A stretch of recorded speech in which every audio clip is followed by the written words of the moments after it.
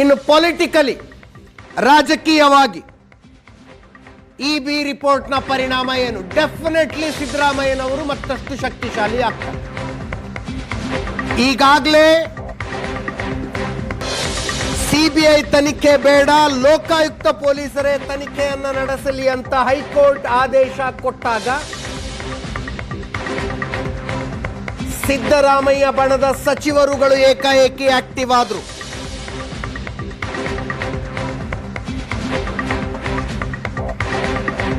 ದೆಹಲಿ ಪ್ರವಾಸಗಳು, ವರಿಷ್ಠರ ಭೇಟಿಗಳು, ಕೆಪಿಸಿಸಿ ಅಧ್ಯಕ್ಷರ ಬದಲಾವಣೆಯ ಮಾತುಗಳು,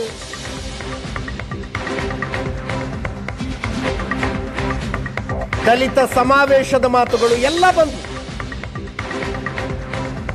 ಹೈಕೋರ್ಟ್ ಆದೇಶದ ನಂತರ ಈಗ ಲೋಕಾಯುಕ್ತ ಪೊಲೀಸರು ಕ್ಲೀನ್ ಚಿಟ್ ಕೊಟ್ರೆ ಸಿದ್ದರಾಮಯ್ಯನವರ ಬಣದ ಸದಸ್ಯರು ಮತ್ತಷ್ಟು ಸ್ಟ್ರಾಂಗ್ ಆಗ್ತಾರೆ.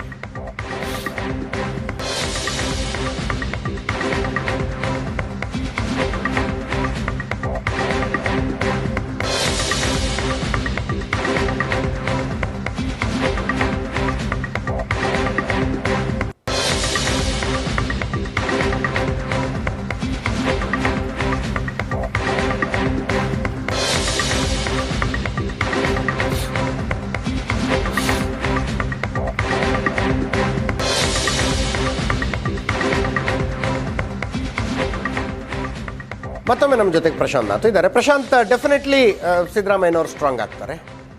ಈ ಅಧಿಕಾರ ಹಸ್ತಾಂತರದ ವಿಷಯ ತಕ್ಕಡಿ ಸಿದ್ದರಾಮಯ್ಯನವರ ಕಡೆ ವಾಲ್ದಂಗೆ ಆಗತ್ತೆ. ಅದೇ ನನಗನ್ಸುತ್ತೆ ಅಧಿಕಾರ ಹಸ್ತಾಂತರದ ವಿಷಯ ಅದು ಕಾಂಗ್ರೆಸ್ನ ಆಂತರಿಕವಾಗಿರ್ತಕ್ಕಂಥ ಹೈಕಮಾಂಡ್ ನಿರ್ಧರಿಸಬೇಕಾಗಿರ್ತಕ್ಕಂಥ ವಿಷಯ. ಹೀಗಾಗಿ ಅದರ ಮೇಲೆ ಇದರದ್ದು ಎಷ್ಟು ಇಂಪ್ಯಾಕ್ಟ್ ಇದೆ ಅಂತಕ್ಕಂಥದ್ದು ಗೊತ್ತಾಗಬೇಕು. ಇನ್ನೊಂದು ವರ್ಷಗಳ ಕಾಲ ಟೈಮ್ ಇದೆ.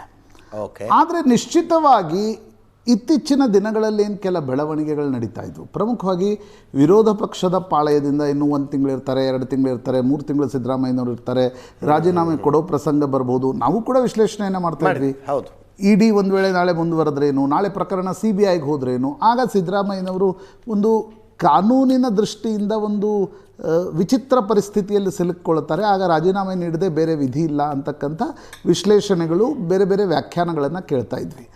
ಆದರೆ ಲೋವರ್ ಕೋರ್ಟ್ನಲ್ಲಿ ಅಂದರೆ ಫಸ್ಟ್ ಕೋರ್ಟ್ನಲ್ಲಿ ಫಸ್ಟ್ ಇನ್ವೆಸ್ಟಿಗೇಷನ್ ಏಜೆನ್ಸಿ ಸಲ್ಲಿಸಿರ್ತಕ್ಕಂಥ ಒಂದು ಕ್ಲೀನ್ ಚಿಟ್ನ ಬಿ ರಿಪೋರ್ಟ್ ಏನಿದೆ ಅದು ಸಿದ್ದರಾಮಯ್ಯನವರಿಗೆ ತುಂಬ ನಿರಾಳತೆಯನ್ನು ತಂದು ಕೊಡತಕ್ಕಂಥ ವಿಚಾರ. ಯಾಕಂದರೆ ಸಿದ್ದರಾಮಯ್ಯನವರಂಥ ಒಬ್ಬ ಜನಪ್ರಿಯ ಜನಮಾನಸದ ರಾಜಕಾರಣಿ ಕಳಂಕವನ್ನು ಹೊತ್ತುಕೊಂಡು ತಿರುಗಾಡ್ತಕ್ಕಂಥದ್ದು ಯಾವ ರಾಜಕಾರಣಿಗೂ ಸುಲಭ ಅಲ್ಲ. ಮತ್ತು ಸಿದ್ದರಾಮಯ್ಯನವರ ಬ್ಯಾಕ್ಗ್ರೌಂಡನ್ನು ಗಮನಿಸಿದಾಗ ಆ ರೀತಿಯ ಯಾವುದೇ ಕಳಂಕ ಸಿದ್ದರಾಮಯ್ಯನವ್ರಿಗೆ ಇರಲಿಲ್ಲ ಇಷ್ಟು ದಿನಗಳವರೆಗೆ.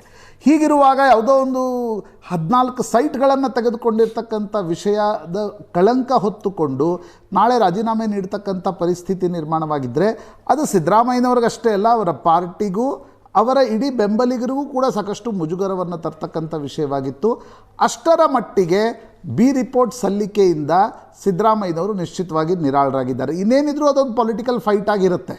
ಈಗ ಅದು ಹೈಕೋರ್ಟ್ಗೆ ಹೋಗುತ್ತೋ, ಸುಪ್ರೀಂ ಕೋರ್ಟ್ಗೆ ಹೋಗುತ್ತೋ, CBIಗೆ ಹೋಗಬೇಕು ಅನ್ನೋ ಕಾರಣಕ್ಕೋಸ್ಕರ ಮತ್ತು ಸುಪ್ರೀಂ ಕೋರ್ಟ್ಗೆ ಹೋಗೋಲ್ಲ ಅಂತಕ್ಕಂಥದ್ದನ್ನು ಈಗ ಸ್ನೇಹಮಯಿ ಕೃಷ್ಣ ಅವ್ರು ಹೇಳ್ತಿದ್ದಾರೆ. ಜನಪ್ರತಿನಿಧಿ ನ್ಯಾಯಾಲಯದಲ್ಲಿ ಏನು ಕೇಳ್ತಾರೆ ಇವೆಲ್ಲವೂ ಮುಂದಿನ ಪ್ರಶ್ನೆಗಳು. ಆದರೆ ಪಾಲಿಟಿಕ್ಸ್ನಲ್ಲಿ ಆಗಿನ ಮೂಮೆಂಟ್ನ ನಿರ್ಣಯಗಳು, ತೀರ್ಪುಗಳ ದೃಷ್ಟಿಕೋನದಿಂದ ನೋಡಿದ್ರೆ ಸಿದ್ದರಾಮಯ್ಯನವರು ತುಂಬ ನಿರಾಳರಾಗಿದ್ದಾರೆ ಅಂತಕ್ಕಂಥದ್ದು ಸ್ಪಷ್ಟ. ಅದರ ಅರ್ಥ ಕಾಂಗ್ರೆಸ್ನ ಆಂತರಿಕ ರಾಜಕಾರಣದ ಮೇಲೆ ತಕ್ಷಣಕ್ಕೆ ಪರಿಣಾಮ ಬೀರುತ್ತೆ ಅಂತ ನನಗನ್ಸಲ್ಲ. ಅಂದರೆ ಇಲ್ಲ, ಈಗ ಅವ್ರು ಕ್ಲೀನ್ ಚಿಟ್ ಸಿಕ್ಕಿದೆ, ಆ ಕಾರಣದಿಂದ DK ಶಿವಕುಮಾರ್ ಇಲ್ಲ ನೀವೇ ಇದ್ಬಿಡಿ ಸರ್ ಮುಖ್ಯಮಂತ್ರಿ 5 ವರ್ಷದವರೆಗೆ ಅಂತ ಬಿಟ್ಬಿಡ್ತಾರೆ, ಹಾಗಾಗಲ್ಲ. ಆದರೆ ಸದ್ಯದ ಮಟ್ಟಿಗೇನವರು ತೂಗು ಕತ್ತಿ ಇತ್ತು ಅವ್ರ ತಲೆ ಮೇಲೆ, ನಾಳೆ ಹೈಕೋರ್ಟ್ CBI ಕೊಟ್ರೇನು, CBIದವ್ರು ಮನೆ ಬಾಗಿಲಿಗೆ ಬಂದ್ರೇನು, EDದವ್ರು ಬಂದು ಅರೆಸ್ಟ್ ಮಾಡ್ತಕ್ಕಂಥ ಪರಿಸ್ಥಿತಿ ನಿರ್ಮಾಣ ಆದ್ರೇನು, ಇವೆಲ್ಲವೂ ಕೂಡ ತಾತ್ಕಾಲಿಕವಾಗಿ ಆ ತಡೆಗಳೇನಿದ್ವು ಅವು ದೂರವಾಗಿವೆ ಅಂತಕ್ಕಂಥದ್ದು ನನಗನ್ಸುತ್ತೆ. ಯಾಕಂದರೆ ಲೋಕಾಯುಕ್ತ ಬಿ ರಿಪೋರ್ಟ್ ಮತ್ತು ಹೈಕೋರ್ಟ್ ಏಕಸದಸ್ಯ ಪೀಠದ ತೀರ್ಪು ಈ ಎರಡನ್ನು ಇಟ್ಕೊಂಡು ನೋಡಿದಾಗ ಇಡಿ ಕೂಡ ಎಷ್ಟು ವೇಗವಾಗಿ ಮುಂದುವರಿಬಹುದು ಅಂತಕ್ಕಂಥದ್ರ ಬಗ್ಗೆ ನನಗಂತೂ ಪ್ರಶ್ನೆಗಳಿವೆ. ಯಾಕಂದರೆ ಇಡಿ ಇರಲಿ CBI ಇರಲಿ ಅಂತಿಮವಾಗಿ ಪಬ್ಲಿಕ್ ಪರ್ಸೆಪ್ಷನ್ನ ಆಧಾರದ ಮೇಲೆ ಮುಂದೆ ಹೋಗ್ತಿರ್ಬೇಕಾಗತ್ತೆ. ನೀವು ಲೋಕಾಯುಕ್ತದವ್ರು ಬಿ ರಿಪೋರ್ಟ್ ಹಾಕಿದ್ದಾರೆ, ಹೈಕೋರ್ಟ್ ಸಿಂಗಲ್ ಬೆಂಚ್ನವ್ರು ಹೇಳ್ತಿದ್ದಾರೆ ಇಲ್ಲ CBI ಕೊಡ್ತಕ್ಕಂಥ ಅಗತ್ಯ ಇಲ್ಲ ಅನ್ನುವ ಪರಿಸ್ಥಿತಿಯಲ್ಲಿ ಹಿಂದಿನ ಭಾಗದಿಂದ ED ಅವ್ರು ಬಂದು ಏನೋ ಮಾಡಿಬಿಡ್ತಾರೆ ಅಂತಕ್ಕಂಥ ಪರಿಸ್ಥಿತಿ ನಿರ್ಮಾಣ ಆದರೆ that can lead to a politico legal fight. ಆದರೆ ಅದು ಸಿದ್ದರಾಮಯ್ಯನವರ ಕುರ್ಚಿಗೆ ಸಂಚಕಾರ ತರತಕ್ಕಂಥ ವಿಷಯ ಆಗತ್ತೆ ಅಂತ ನನಗನ್ಸಲ್ಲ. ಅಷ್ಟರ ಮಟ್ಟಿಗೆ ಹೀ ಸೇಫ್ ಅಂತ ಅನ್ಸುತ್ತೆ.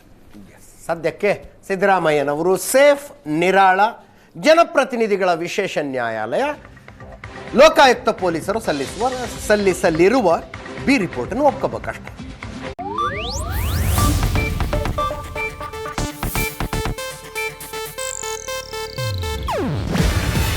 ಇದು ಏಷ್ಯಾನೆಟ್ ನ್ಯೂಸ್ ನೆಟ್ವರ್ಕ್ ಪ್ರಸ್ತುತಿ. ನೀವು ನೋಡ್ತಿದ್ದೀರಾ ಏಷ್ಯಾನೆಟ್ ಸುವರ್ಣ ನ್ಯೂಸ್.